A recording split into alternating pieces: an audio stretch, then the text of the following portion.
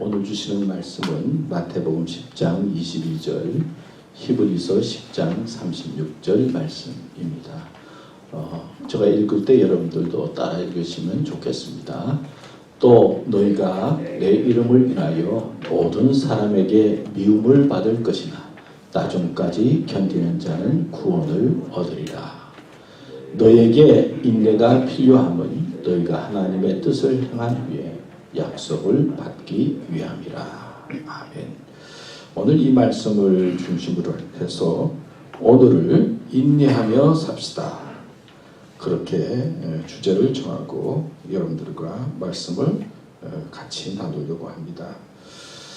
우리 한국 사람들이 좋아하는 숫자가 있는데 숫자가 뭐죠?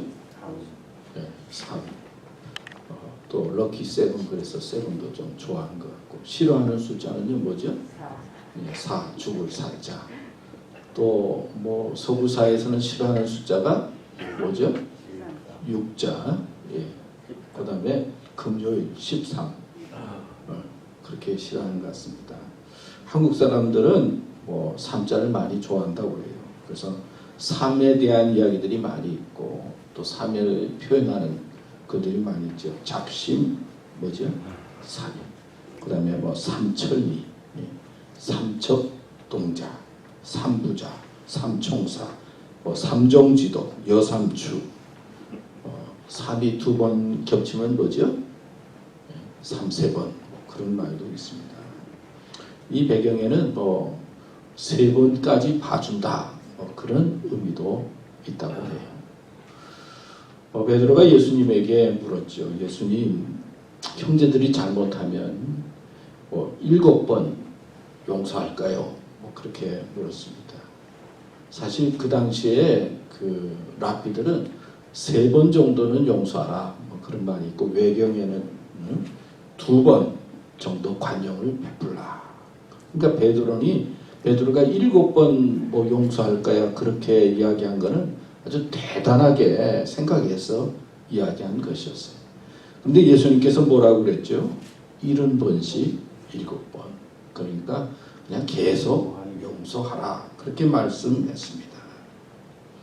우리나라 속담에 참을 인자가 있는데, 참을 인자, 3번만 참으면 살인도 면한다. 그런 말이 있다고 합니다. 또 한국 사회는 경쟁 사회잖아요. 너무 치열하게 경쟁하니까 재수하는 거는 필수라고 그래요.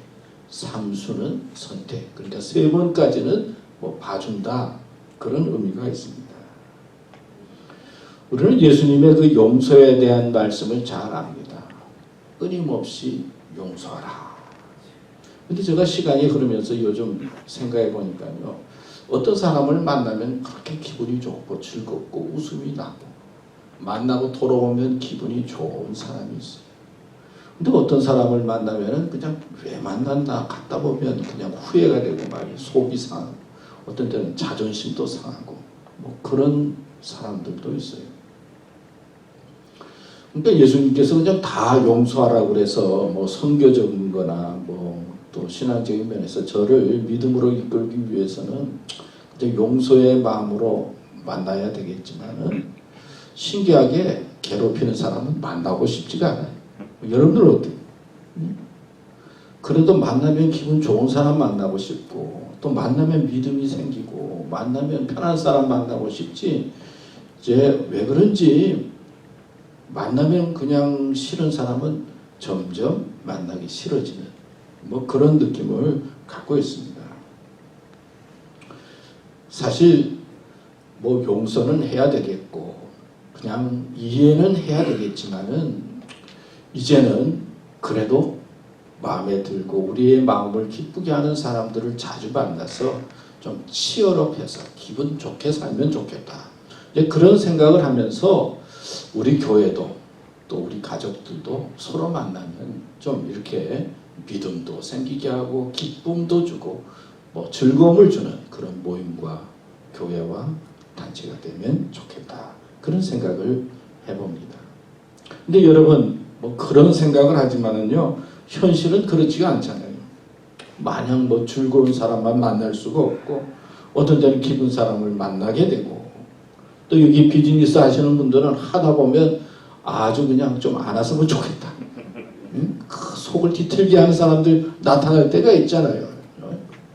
그냥 팔긴 팔았는데 그냥 기분이 나쁘고 자존심도 상하고, 만나고 싶지는 않은데 이 세상의 삶을 살아가려고 하면 그런 사람들도 만나게 되고, 뭐 그런 뿐만 아니라 가정도 그렇고 가족과 삶의 현장에서 우리의 뜻대로 되지 않아서 힘들고 어려울 때가 많은 것이 삶의 현실입니다. 요즘 뉴스나 보도를 보면요, 뭐 경제가 어렵다, 경제가 침체된다. 또 안타까운 소식은 내년은 더 심해진대요. 2023년도에는 더 경제가 어려워진다. 그런 말 하면서 꼭 전문가들이 그냥 붙여서 하는 말이 있어요.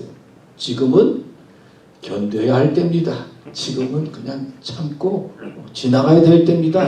참 그런 말을 붙여요. 그러니까 너무 사치스럽게나 그러지 말고, 너무 그러지 말고 지금은 꼭 참고 견뎌야 할 때입니다. 그런 표현의 말을 하는 것을 볼 수가 있어요. 근데 저도 그렇고 한국 사람들의 특징은요, 이 마음에 좀 여유가 없잖아요. 좀 조급하잖아요. 빨리 뭐 그런 말이 유명하잖아요. 그래서 한국 사람들은 뭔가 이렇게 빨리 하다 보니까 뭐 경제가 성장했는지 모르겠습니다. 뭐 빨리 하다 그러다 보니까 한국 사람들이요, 우리 미국 사람보다 미국에 대해서 더 많이 하는 것 같아요. 뭐 총기 사고 났다 그러면 한국에서 전화가 와야 돼. 그건 괜찮느냐고. 응? 우리는 별로 뭐 잘 모르는데 뭐 총기 사고가 6개월에 뭐 10,000여 명 이상이 죽고 1년에 20,000여 명 이상 넘게 죽는다고 그래요. 총기 사고로. 응? 그러니까 얼마나 많은 사람이 하루에 죽는 겁니까? 총 때문에 미국에서 죽는 사람이 1년에 2만 명이 훨씬 넘어요. 얼마나 많은 겁니까? 그러니까 한국에서는 무슨 전쟁터에서 우리가 사는 것처럼 생각했어. 걱정을 하고 뭐 그래. 거기는 더 빨리 하는 것 같아요. 그래서 그런지 뭐 한국 사람들도 저도 기지를 받아서 그런지 마음의 여유가 부족하고 참 기다리는 것이 참 어렵다, 그렇게 느껴질 때가 많이 있어요. 그렇게 사람이 남자와 여자가 좋아해서 사랑을 맹세해가지고 결혼하는 게 얼마나 어렵습니까? 결혼을 해요. 결혼하고 신혼여행 돌아와서 이혼 수속 받는 사람이 많다. 신혼여행까지 갔다 와가지고 오자마자 이혼 수속하는 사람들이 많다고 그러잖아요. 한국에는. 또 한국의 부모님들은 자식들이 잘못하는 거를 잘 보지를 못해요. 그래서 뭐 조금이라도 잘못하면 한마디 해줘야 되는 것처럼 생각하고 그냥 참지 못해서 자식들에게 한마디 했다. 또 우리 한국의 자녀들은 부모가 훈계 한마디 하는 것도 견디지 못해가지고 조금만 부모가 뭐라 그러면은 자녀들이 참지 못해서 화나고, 자, 이렇게 조급하고 자기 마음을 다스리지 못하는 그런 시대 속에서 있습니다. 성경에 보면은 사랑은 처음에 나오는 게 뭐예요? 사랑은 뭐예요? 오래 참고 그러잖아요. 사랑은 오래 참는 데서부터 시작이 된다는 거예요. 하나님은 사랑이라 라고 하는 이 말씀 속에는 하나님은 오래 참는다, 그런 의미를 가지고 있어요. 여러분, 오늘의 세대는 좀 마음의 여유를 갖고 기다리고 인내해야 될 때다, 그런 생각을 하면서 말씀을 생각해 보았습니다.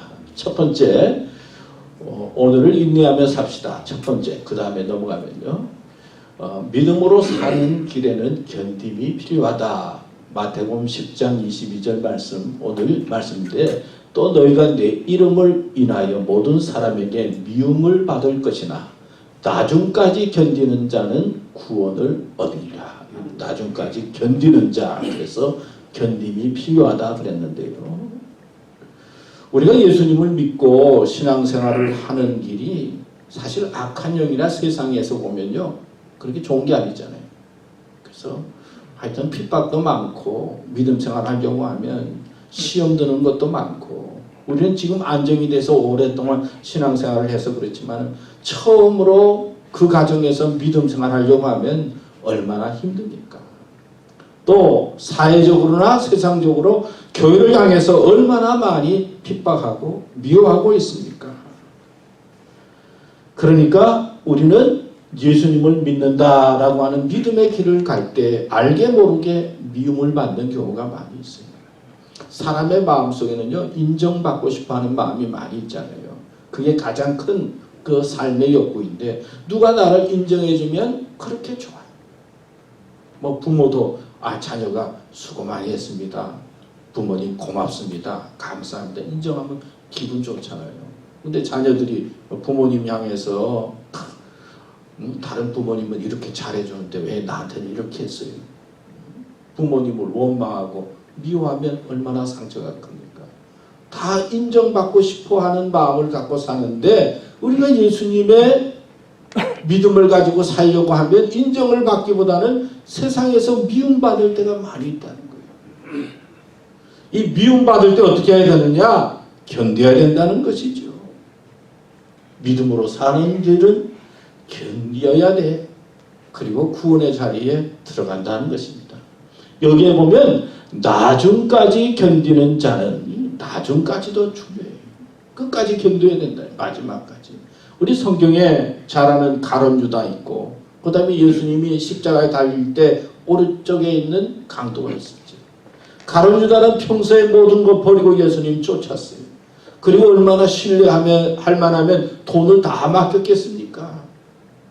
열심히 예수님 쫓아다니고 그리고 예수님의 제자로서 평소에 얼마나 사람들에게 인정을 받고 부러워할 만한 그런 삶을 살았는가 짐작해 볼 수가 있어요. 그런데 나중에 어떻게 됐습니까? 예수님을 배반하고 또 양심의 가책을 받아서 우리가 아는 대로 스스로 목숨을 끊는 나중에 비참하게 되는 가룟 유다의 모습을 볼 수가 있어요. 근데 강도는 예수님 십자가에 달렸을 때 강도는 현재의 생활이 어땠어요? 아니 십자가에 달려서 사형 선고 받을 정도니까 그 강도 같은 생활 평생 했을 거 아니에요. 그래서 사형 선고를 받은 강도입니다. 현실의 생활을 보면은 너무나 인간적으로 안 되는 사람이에요. 죽어야 될 사람이요. 근데 나중에 예수님을 만납니다. 그리고 예수님으로부터 무슨 말을 듣죠? 오늘 내가 나와 함께 낙원에 있으리라. 여러분 시작도 중요해요. 시작이 반이라고 그러지 않습니까? 사실 믿음 생활 시작하는 일이 쉽지가 않아요. 시작을 합니다. 그리고 열심히 삽니다. 그런데 나중에 어떻습니까? 이 나중까지 견뎌야 되는데 이 나이가 들어가고 오랫동안 신앙생활하면 전에는 다 좋게만 보였는데 마음에 안 드는 게 많이 보이는 거예요. 나에게 안 맞는 사람도 보이는 거예요. 신앙적으로 시험에 들 때가 많이 있는 거예요. 나중까지 견뎌야 되는데 뭐 장로님이 되고 그리고 권사가 되고 교회 직분자가 됐는데 나중까지 못 견디는 거예요. 그래서 직분은 받고 교회에서 열심히 신앙생활 하는데 마지막 때는 왔다 갔다 하면서 그렇게 마무리를 하는 인생들을 여러분 볼 수가 있지 않습니까? 사실 남의 말하지만 우리도 조심해야 돼요. 나중까지 견디는 자가 구원을 얻는다. 그렇게 말씀하고 있지 않습니까? 시작도 중요하고 현실의 삶도 중요하지만은 나중까지 견디고 믿음의 길을 가서 하나님의 구원의 자리에 들어가는 사람이 되어야 한다는 것이죠. 인간적으로 생각하면 가룟 유다가 사형 선고를 받은 강도보다 훨씬 낫지요. 훨씬 낫지만은 나중에 어떻게 됐습니까? 나중까지 우리는 끝까지 견디는 믿음의 길을 가는 사람이 되어야 된다는 말씀이죠. 데살로니가 후서 3장 5절에 있는 말씀은 기도 제목 같아요. 주께서 너희 마음을 인도하여 하나님의 사랑과 그리스도의 인내에 들어가게 하시기를 원하노라. 하나님께서 우리 마음을 인도해서 하나님의 사랑과 주님의 인내에 들어가기를 원한다. 주님께서 인내하신 것처럼 우리들도 인내하는 믿음의 길을 가야 된다는 말씀이죠. 그리고 야고보서 1장 3절에서 4절 말씀에 보면 이는 너희 믿음의 시련이 인내를 만들어내는 줄 너희가 알미라. 인내를 온전히 이루라. 이는 너희를 온전하고 구비하여 조금도 부족함이 없게 하려 합니다. 인내하면 우리를 온전하게 하고 부족함이 없게 한다는 말씀을 하는 것입니다. 우리 교우들은 나중까지 끝까지 잘 인내해서 하나님의 구원의 역사에 참여하는 삶이 되시기를 축원합니다. 두 번째는 인내하면 하나님이 주시는 약속이 있다는 것입니다. 히브리서 10장 36절 오늘 말씀인데요. 너희에게 인내가 필요하면 너희가 하나님의 뜻을 행한 후에 약속을 받기 위함이라. 그래서 여러분 우리가 인내하면 하나님께서 예비한 약속이 있어요. 우리가 인내하면 하나님께서 예비하신 구원과 용서와 축복이 있어요. 우리가 인내하면 하나님께서 우리에게 회개의 마음도 주시고 어떤 때는 자신을 돌이켜보기도 하시고 우리의 영혼이 구원의 자리에 들어가는 역사가 있어요. 베드로후서 3장 9절에 보면 주의 약속은 어떤 이에 더디다고 생각하는 것 같이 더딘 것이 아니라 오직 너희를 대하여 오래 참으사 아무도 멸망치 않고 다 회개하기에 이르기를 원하시느니라. 하나님께서 인내하시는 것은 우리가 회개하고 구원받는 사람이 되는 거예요. 너희 인내로 너희 영혼을 얻으리라.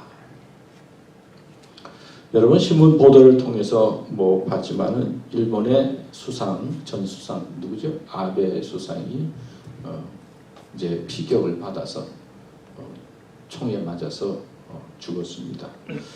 그래서 일본도 그러고 전 세계가 그냥 깜짝 놀랐지요. 최장수 일본의 총리였고 그래도 우리 한국하고는 좀 관계가 좋지는 않았지만은 그래도 일본 사람들에게는 그래도 큰 영향력을 끼치는 그런 수상이었죠. 아베는 어떻게 하면 일본을 옛날처럼 부활시켜서 이제 군대도 만들고 또 나라를 부강하게 만들고 그래서 어떻게 대국으로 만들 수 있을까? 헌법을 바꿔서라도 군사적으로 대국을 만들려고 그렇게 힘썼던 사람이죠. 그런데 여러분 아시는 것처럼 군사 대국을 만들고 싶고 나라를 부흥시키려고 했는데 그냥 총알 두 방에 그냥 가고 말았어요. 인간의 생명이 참 그렇게 대단한 것 같아도 그냥 요만한 총알 두 알이면 그렇게 끝나는 인생, 그게 인생이 아닐까 그런 생각이 듭니다. 그리고 군사 대국의 꿈을 꾸던 사람이 총에 맞아서 돌아가게 되었다라고 그러니까 참 아이러니하죠. 이런 이야기가 있어요. 일본의 춘추 전국 시대에 천하를 주름잡던 세 사람이 있었다고 합니다. 오다 노부나가, 도요토미 히데요시, 또 누구죠? 도쿠가와 이에야스. 근데 어느 날 현자가 이제 그 세 사람에게 찾아와서 물었다고 합니다. 울지 않는 앵무새를 보여주면서 어떻게 할 것입니까? 라고 물었더니 오다가 하는 말이 울지 않으면 죽여버리죠. 그렇게 이야기합니다. 도요토미는 말하기를 울지 않으면은 울게 만들어야죠. 그 다음에 도쿠가야는 울지 않으면 울 때까지 기다리죠. 그런 말을 했다. 그러니까 현자가 도쿠가야에게 절을 하면서 언젠가 천하를 통일할 것입니다. 그런 말을 했다고 합니다. 예언대로 이 도쿠가야가 일본 천하를 통일했다고 해요. 그러니까 인내하고 기다리는 자가 참다운 승리자가 될 수 있다는 말이죠. 또 인내의 마음을 가지고 사는 사람이 하나님께서 주시는 약속의 축복을 받을 수 있다는 거예요. 성경에 기다린다라고 하는 이야기를 할 때 많이 비유로 나오는 것이 농부가 씨 뿌리는 이야기를 많이 해요. 그러니까 농부가 씨를 뿌리고 이른 비와 늦은 비를 기다리면서 이제 때를 기다리는 거죠.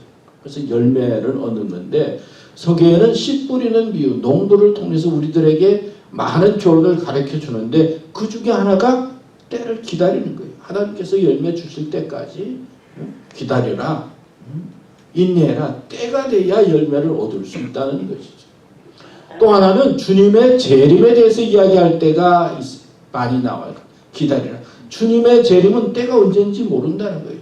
언제나 뭐 주님의 재림은 오는데 언제 그 일이 올지 하나님만이 아신다는 거예요. 그러면서 준비하면서 기다려라. 이 말씀을 하고 있는 것은 오늘에 충실하면서 기다리라는 거예요. 언제인지 모르지만 씨 뿌리는 비유는 가을의 때를 알지만은 주님 오시는 것은 모른다는 거예요. 모르니까 오늘 충실하면서 기다려라. 이렇게 기다리는 자에게 하나님께서는 은혜를 베푸시고 하나님의 약속대로 구원과 아름다운 열매를 맺도록 이끌어 주신다는 것이 말씀의 핵심이에요. 분명한 것은 하나님을 소망하고 기다리는 자에게 하나님께서는 약속의 축복을 허락해 주신다 말씀하고 있습니다. 오늘 잘 참고 기다리면서 하나님의 약속을 내 삶 속에 이루는 교도들 되시기 바랍니다. 마지막으로 선을 행하면서 참으라.